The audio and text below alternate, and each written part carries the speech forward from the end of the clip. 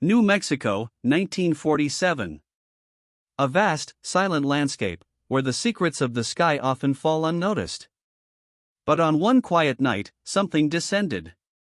Something that would shatter the peace, ignite a global sensation, and spark a mystery that endures to this very day. A rancher, going about his solitary work, stumbled upon a sight unlike any he had ever witnessed. Scattered across the remote desert floor was debris. Not just any debris. This was material that seemed to defy explanation, fragments of something else. This was the beginning of Roswell. A moment frozen in time, where the known met the unknown. W. Brazel, a foreman at the Foster Ranch, made the initial, startling discovery. What he found wasn't recognizable as any conventional aircraft wreckage or terrestrial object. There were strips of rubber, foil, and peculiar sticks. But it was the nature of these materials that truly perplexed him. Lightweight yet incredibly strong, they possessed qualities that seemed to defy the known physics of the time. Brazel collected some of the fragments, showing them to others in the small community of Roswell. Curiosity quickly turned to concern, then to something more. The desert held a secret, and it was beginning to reveal itself. Eyewitness accounts from that initial discovery consistently described material that was truly out of the ordinary. Imagine finding a metallic foil that, despite being incredibly thin, could not be torn, cut, or even dented. Some pieces of debris, often described as I-beams, bore peculiar symbols, unlike any earthly language or marking system. These weren't parts of a plane or a simple weather balloon. They hinted at something far more advanced, a technology beyond the grasp of 1940s human understanding. A whisper began to circulate, this was not from here. This was something alien. On July 8, 1947, the world awoke to a stunning declaration. The Roswell Army Airfield, a military installation near the crash site, issued an astonishing press release. It announced that the military had recovered a flying disc or flying saucer. The headline screamed across newspapers nationwide, captivating a populace already fascinated by tales of unidentified objects in the sky. This was not a rumor, this was an official statement from the U.S. military. For a fleeting moment, the impossible seemed possible. The government, it seemed, had confirmed what many had only dared to imagine. It was a moment of global revelation. The news spread like wildfire. From small-town diners to bustling city streets, people gathered around radios, devoured newspapers, and discussed the implications. Had humanity finally made contact? Was this the dawn of a new era? The public imagination soared. The announcement from Roswell wasn't just a local story, it became an international phenomenon, a shared moment of wonder and disbelief. For a brief period, the world collectively held its breath, captivated by the prospect of something truly groundbreaking. But the initial excitement, as quickly as it flared, was about to be extinguished by an unexpected turn. Just hours after the initial bombshell announcement, the narrative shifted dramatically. Higher authorities swiftly intervened. Major General Roger Ramey, commanding officer of the 8th Air Force, held a press conference. The flying disc was, in fact, a mere weather balloon. The story was immediately retracted. The military now insisted that the sensational headlines were merely the result of a misunderstanding. The public, reeling from the initial excitement, was left bewildered. The explanation felt rushed, almost too convenient. Was this genuinely a case of mistaken identity, or a rapid attempt to control an uncontrollable narrative? A veil of doubt began to descend. The official explanation, now firmly established, was that the recovered debris belonged to a conventional weather balloon. Specifically, a balloon from the 509th Bomb Group's weather flight. The military displayed some of the wreckage, which appeared to be entirely consistent with a standard weather observation device. This provided a simple, logical, and terrestrial explanation for the incident. For many, this was enough. The mystery was solved. The excitement over flying discs subsided, replaced by the mundane reality of meteorology. case closed, or so it seemed. But was it truly that simple? The speed of the retraction raised eyebrows then, and continues to do so now. Despite the official explanation, a persistent question mark hung over Roswell. Why the initial, dramatic announcement of a flying disc? Why the swift, almost panicked retraction? For many, the simple weather balloon explanation felt inadequate, an attempt to brush a complex incident under the rug. The stark contrast between the initial excitement and the sudden reversal left an indelible impression. A seed of doubt was planted, taking root in the collective consciousness. Could the government truly be trusted with the full story? What if there was more to it than just a misidentified weather instrument? The public's skepticism grew, quietly, but steadily. Following the official retraction, Roswell faded from the headlines. The military maintained its stance, and the incident was largely forgotten by mainstream media for decades. The files were closed, the witnesses quieted, and life in the small New Mexico town returned to its routine. But beneath the surface, memories lingered. The fragments of strange material, the initial confusion, the swift change in narrative, these elements continued to puzzle those directly involved. It was a silence imposed, a story suppressed, waiting for the opportune moment to resurface. The desert guarded its secrets well, but time has a way of revealing all. It wasn't until the late 1970s and 80s that the Roswell incident began to reclaim its place in public discourse. Researchers and ufologists revisited the old files, tracking down surviving witnesses. And as the decades passed, those who had been directly involved, now free from military service or fear of reprisal, began to speak. Their accounts, often delivered with gravitas and a sense of long-held burden, painted a very different picture from the official weather balloon narrative. These were personal stories, woven into the fabric of a small community, now emerging from the shadows. Their voices demanded to be heard, challenging the established truth. Key among these new voices was Jesse Marcel, the intelligence officer from the 509th Bomb Group who had initially collected the debris. Marcel, a highly decorated and respected military man, broke his long silence. He publicly recounted his experience, emphatically stating that what he handled was not of this earth. His credibility, his military background, and his unwavering conviction lent significant weight to the emerging counter-narrative. Marcel's testimony became a cornerstone of the alien spacecraft claims, an insider's account directly contradicting the government's official explanation. He was there, he saw it, and he knew it was no balloon. Marcel's description of the debris was meticulous and compelling. He spoke of lightweight material, like foil, yet incredibly tough and resilient.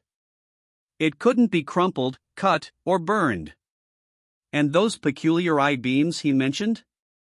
They were covered in strange, purplish-pink symbols, unlike anything he had ever seen or recognized from any language. These were not the components of a simple weather device. These were characteristics pointing to an advanced, unknown origin. His detailed account, corroborated by other indirect witnesses, painted a picture far more complex than any conventional explanation could possibly allow. The evidence, he implied, was in the material itself. If Marcel's description was accurate, then the materials recovered at Roswell pointed to a technology far beyond the capabilities of any nation in 1947. Imagine a material so light it could barely register on a scale, yet so durable it resisted all attempts at destruction. A composition unknown to metallurgy. Markings that bore no resemblance to human script. These were the hallmarks of an object not manufactured on Earth. This was the core of the alien technology claim. A craft, or at least its remnants, designed and built elsewhere. The implications were profound, challenging our understanding of our place in the cosmos. And the government insisted it was just a balloon. The heart of the Roswell mystery lies in the stark contrast between these eyewitness accounts and the official military narrative. On one side, we have detailed, consistent descriptions of bizarre, unearthly materials from a credible military intelligence officer and other local residents.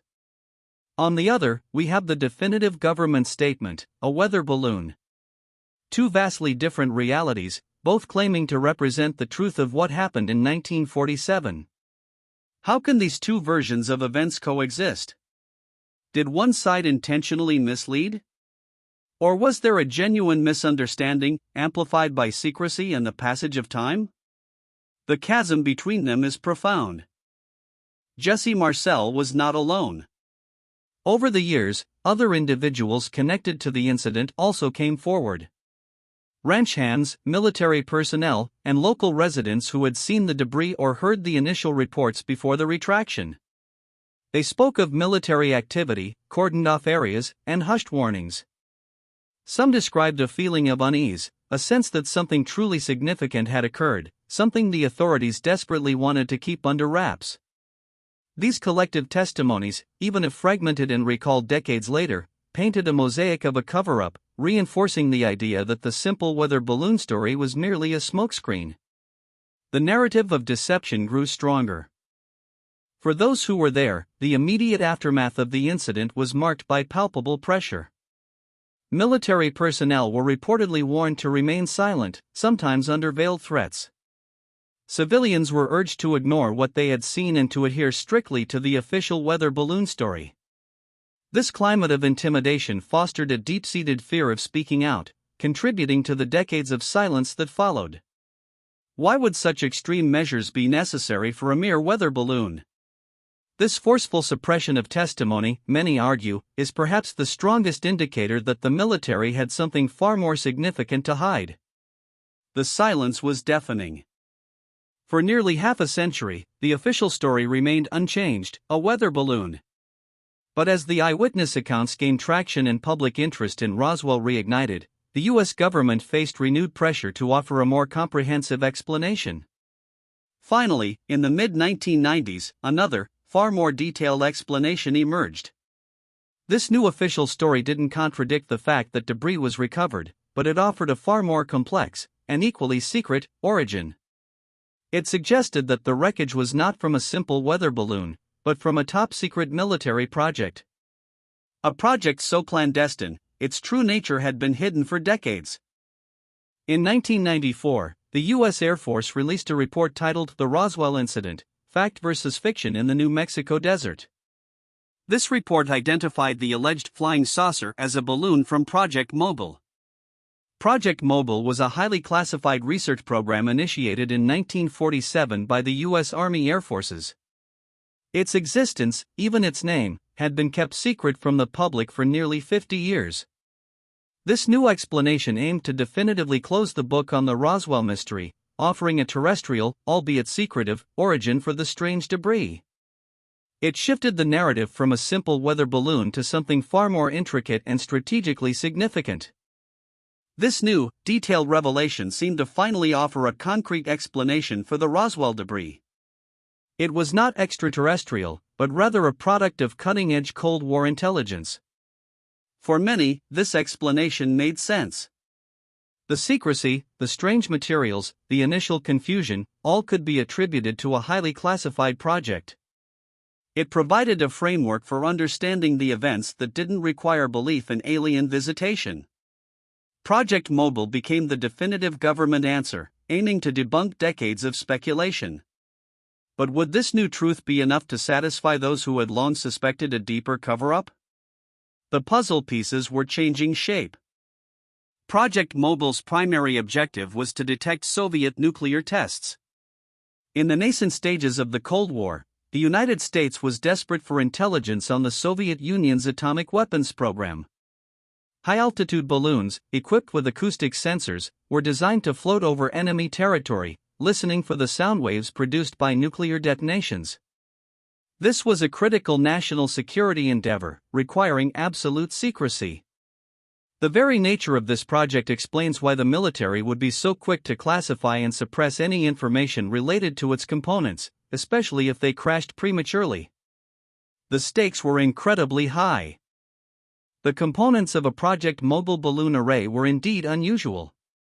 They consisted of a string of polyethylene balloons, designed to reach extremely high altitudes, connected by a network of radar reflectors and acoustic sensors.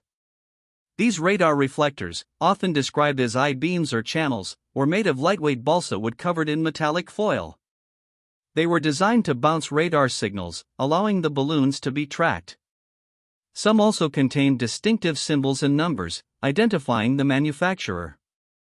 The overall appearance of a crashed mobile balloon strewn across a field could easily be mistaken for something highly unusual, even alien, by an untrained eye. It was purpose-built for secrecy. Crucially, the official reports highlighted the similarities between the descriptions of the Roswell debris and known Project Mogul components. The lightweight, yet strong, foil-like material matched the polyethylene and radar reflector foil.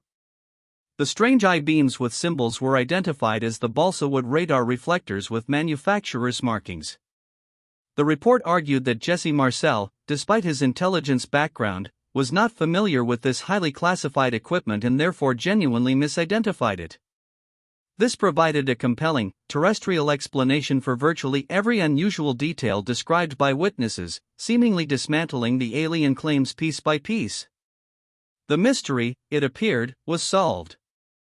If Project Mogul was the true explanation, then why the initial weather balloon story? The government's justification was national security. Revealing the true nature of Project Mogul, especially its mission to detect Soviet nuclear tests, would have severely compromised a critical Cold War intelligence operation. Therefore, a simpler, less threatening cover story was deemed necessary. The weather balloon explanation, while false, served its purpose: to divert attention and prevent any leakage of sensitive information. It was a calculated deception, made under the intense pressure of emerging global conflict. But deception, even for national security, often comes with a significant cost. The admission of a deliberate deception, even if justified by national security, profoundly impacted public trust. The government had knowingly misrepresented facts to its citizens. This revelation, decades after the fact, fueled suspicions that even with the Project Mogul explanation, there could still be further layers of concealment. If they lied once, what else might they be hiding? This fundamental erosion of trust became a potent factor in why many still cling to the alien spacecraft theory, even in the face of a plausible terrestrial explanation. The initial lie, it seems, created a lasting skepticism, an enduring suspicion that the full truth remains elusive. In the ongoing quest for transparency, numerous government documents related to the Roswell Incident and Project Mogul have been declassified and made available to the public. These archives represent a critical source of information, offering a glimpse into the official handling of the event. Researchers and historians pore over these records, looking for clues, inconsistencies, or definitive proof. The promise of declassification is to shed light on historical events, to reveal the truth that was once hidden. But in the case of Roswell, what do these documents truly reveal, and what might they still omit? The archives hold answers, but also raise new questions. Examining declassified documents requires a meticulous eye and a critical mind. It's a process of sifting through bureaucratic language, official memos, and military reports, searching for patterns, specific terms, or omissions that could be significant. Every word, every date, every redaction is scrutinized. The hope is to find that singular piece of definitive evidence that either unequivocally supports the official Mogul explanation or, conversely, points towards something far more extraordinary. But the nature of historical documents, especially classified ones, often means ambiguity rather than clarity. The truth, in these files, is often fragmented, requiring careful assembly. The declassified documents generally corroborate the Project Mogul explanation. They detail the existence and purpose of the program, the design of its balloons, and the deployment of its equipment. Official communications often refer to the recovered debris as remnants of a balloon or target device, consistent with a terrestrial origin. The reports from the 1990s reference these very documents as the basis for their revised explanation. On the surface, the paper trail supports the notion of a highly classified but human-made device. The documents provide a narrative that, for the most part, aligns with the official Project Mogul story. But is the story complete? Perhaps as telling as what the declassified documents contain is what they don't contain. There are no explicit mentions of alien bodies, extraterrestrial technology, or direct orders to cover up a crashed UFO. While this absence is often cited by skeptics as proof against alien claims, proponents argue that such damning evidence would be the very first thing to be purged or permanently withheld. The lack of direct alien references in released documents is not, for believers, a disproof, but rather evidence of a successful cover-up. The void itself becomes a point of contention, leaving room for interpretation and continued speculation. What remains unsaid is often the loudest message. Many of the declassified documents are not entirely transparent. Significant portions are often redacted, blacked out for reasons of national security. These redactions, while standard practice for sensitive government files, fuel suspicions. What information is deemed too sensitive for public consumption? Are these redactions merely protecting legitimate intelligence methods, or are they concealing something far more extraordinary? For those convinced of an alien cover-up, the blacked-out sections are tantalizing hints of hidden truths, implying that the full, unvarnished story remains locked away. The very act of redaction, designed to protect, ironically often deepens the mystery. The government's evolving explanations for Roswell have undeniably contributed to public skepticism. First, a flying disc announcement. Then, a swift weather balloon retraction.